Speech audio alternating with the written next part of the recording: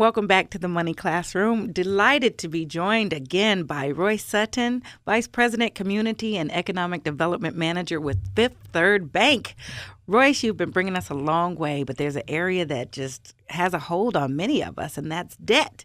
And I just want to encourage everyone, I know you get frustrated. Don't throw in the towel. Don't go off the deep end. There is a way. Royce says we can deal with debt responsibly. Absolutely. It's great to be here. And, everyone at some point in time, either they have dealt with debt, they are dealing with debt, or in some point in time, they will deal with debt issues that are beyond what they may have handled before, and they are looking for either alternatives, they're looking for answers of how they can deal with the debt issues in a manner what we believe today can be responsible. Well, see, that's a key distinction because I even recall at one point saying, well, I was born with debt and I'm going to die with debt. So,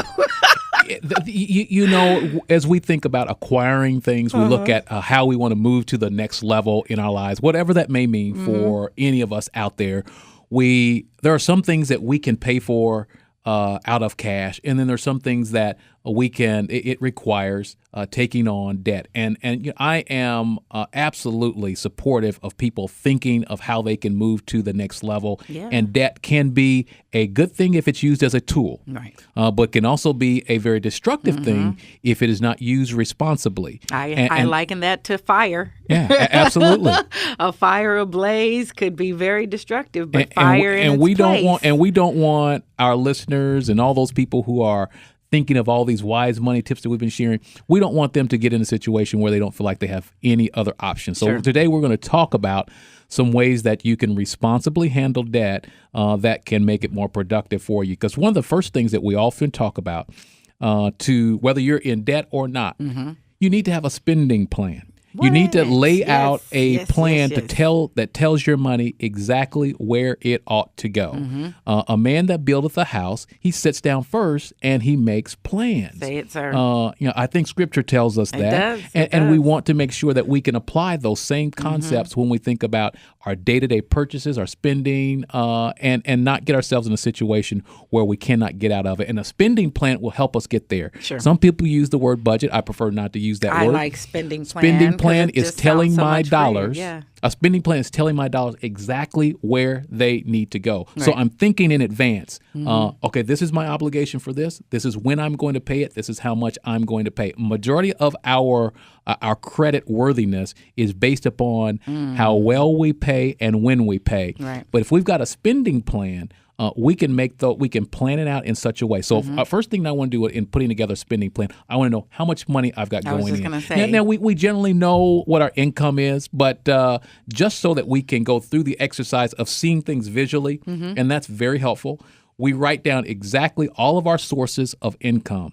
Okay. We list those out on one side of a piece of paper. Sure. If you could do it that way. Scratch tickets too.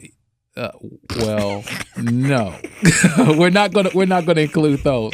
But we want those things that are steady, those things that are reliable, those things that we know are dependable for us. So you're writing down your tips, your wages. You put that down. On the other side of the piece of paper, you're going to put down your obligations or your debts or your things that your expenses. Put that down, and you're going to list those down now. And that includes the outstanding debt, would you say? If we're making payments on those items, we want to go ahead and put those down. Or we're obligated. We're definitely paying on a regular basis. Things we're paying on a regular basis, and what we'll find is when we go through this exercise, it is enlightening for us. So we do the income portion pretty easy, but when we get to the expense side and those we start making that list and looking through it, we are surprised at the things we're spending money on. We should not exclude the small things like lunches, the small purchases that we make for coffee. Yes. List down all of the things that you're spending money on during the course of the month, and then you're going to put a total on your income and then your expenses. Yes. Now your expenses can be really divided into two different ways. You got expenses that are fixed, and it's the same amount every single month. Right. And then you've got expenses mortgage utilities will include in that.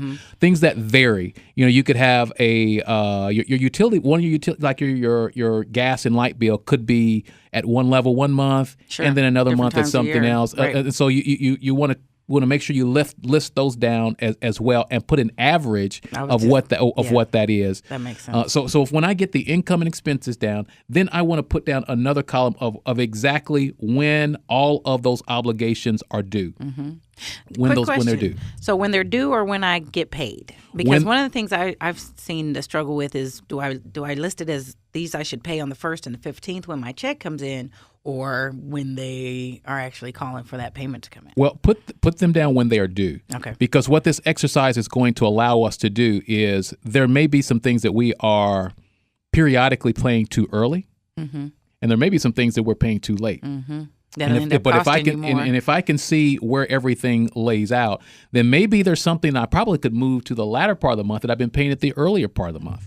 And maybe there's some things I've been paying at the latter part of the month that needs to be paid at the earlier part of the month. So that's this exercise going to help. But that would free us up from some of those debt problems. Like if we're finding we run into that on a regular basis, that could solve those problems. Or if you got an obligation that maybe it takes you, say if you get paid every week, it takes you 2 paychecks to amount up enough to pay for it, then you are beginning to see when you need to take out certain amounts of money for that. Maybe it takes 2 paychecks to pay your mortgage. So think it through that way. Nice. Think it through in a way where you're being more strategic in your. So the spending plan is the very first thing that I want to do to begin to give myself a greater vision of where I can be. That's the first step of dealing with debt responsibly. Nice. Because when I'm doing that, I'm setting a plan in motion that can begin to get rid of some of the debt. Because there are some certain things as we see them, we'll see that there are areas. You know what?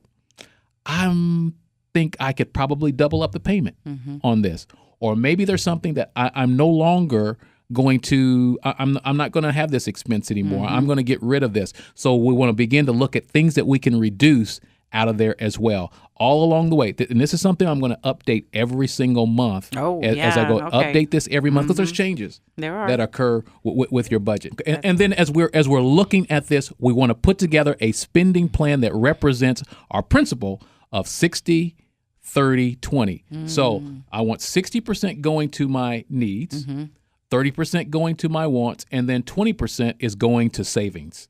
60, 30, 20. Nice. Okay, you do that, you're on the path to really making a big turn on dealing with your debt, because then you're thinking longer term. Well, then let me ask this. Is it feasible that a spending plan can pull you out of the hole if you've already gotten pretty well entrenched? It will be the first step, and you have to be patient through this whole process. Some debt, it may take you 6 months. It may take you 2 years.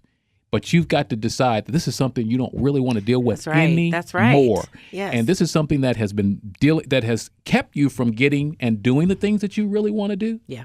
It's put you in a place where you're uncomfortable. You're getting people calling your house. You don't want to be in that situation any longer. This is the first step. That's right. This is how you do it. And you have to have the patience to work through this. You have to have the patience to recognize this is the right way to do this. Don't look for the big hit on the lotto. You're not going to get an inheritance. You're not going to find $400 laying on the sidewalk. It's got to be through disciplined spending plans that will get you to where you want to go. Give them the encouragement to hold on to that. Yeah, and you know what? I encourage people to do this because I've done this for myself, and it has worked for me. When there was an expense that I had, and it just didn't seem to ever go away. I just sat down and wrote that down of what that was and when I wanted to get rid of that debt, and I just with persistence decided that I was going to do everything possible to get that paid off. Credit cards are a lot like I will that. make my last payment on that obligation in 2 days. Good for you. So I am excited about that. That is exciting. And so it does work. It does work. It's exciting for us to show that it can be done. Yeah, it's exciting. So the next thing that Freedom. I want people to do, once they have begun to get this sense of confidence, they've got this spending plan, if you need to sit down and talk to someone that is professional and someone that understands your situation, if you feel like it's over your head, there are great services out there. Credit counselors that are at no cost. Seek those out. You can do a Google search and you can find the credit counselors that are available in your area. Be very be very, very conscientious about this, because there are some credit counselors who bill themselves as credit counselors, but in fact, what they're wanting to do is add to your debt issue. Yeah, that's cool. So there are many free services with across our different communities. Sit down and talk to someone that helps you to work out your spending plan if you can't do it yourself. They'll also help you work with your creditors, helping you to understand and walk through that whole process of what it means. Maybe there's some you'll need to write some letters to, some that you'll need to make some arrangements with. A credit counselor can help you do that. Now, if you don't want to work with a credit counselor, you can do some of this yourself. Well, if you are experiencing issues with a creditor, or whether it's a credit card or a loan, those phone calls, reach out. Don't hide, but reach out to stop answering your phone and all that. Well, right? You don't want to do that. Yeah, don't hide. Don't run. I know that's the natural tendency. I know it's a natural tendency, but when you run, when you hide, it makes the problem that much worse, because you don't want your situation to continue to decline. So you take the initiative. Right. And you call them and say, okay, this is how much I can pay reasonably this month. Maybe it's $5. A creditor would rather take something than nothing in most situations. Not every situation. Even if they tell you that they're not, then that's still a good faith effort that you're trying. That's got to show for something. It does mean something, but if they can show that you actually are making the effort and you're contacting them immediately and not waiting till the situation is so dire that there's no other relief. So just take the initiative, and so I encourage you, don't walk in fear, walk in faith, but also walk in knowledge that you can do this and that you can walk through it in such a way that you'll be stronger through the end. And what you don't want to do is, once you kind of get these things fixed, don't go back. Right. Don't go back. So Jade, as we talk about handling debt responsibly, looking at how we can develop a spending plan, setting together a way that we can actually reach out to our creditors, not run from them, but also looking at resources within our community that can give us great counseling, are the best ways that we can begin handling debt in a way that will honor ourselves, our families, and our future. Yeah. And I look forward to everyone calling back to you and telling you, Jade, I did it. It works. I did it. Right. Take a deep breath. You can do it. Thank you, Royce. We're going to keep going in this direction. I love it. Thanks. For more information regarding our discussion today, you can contact the Fifth Third Bank Financial Empowerment Hotline. And if you'd like us to cover a topic on this program, you could share that as well. Many times, your question could bring forth an answer that helps all of us.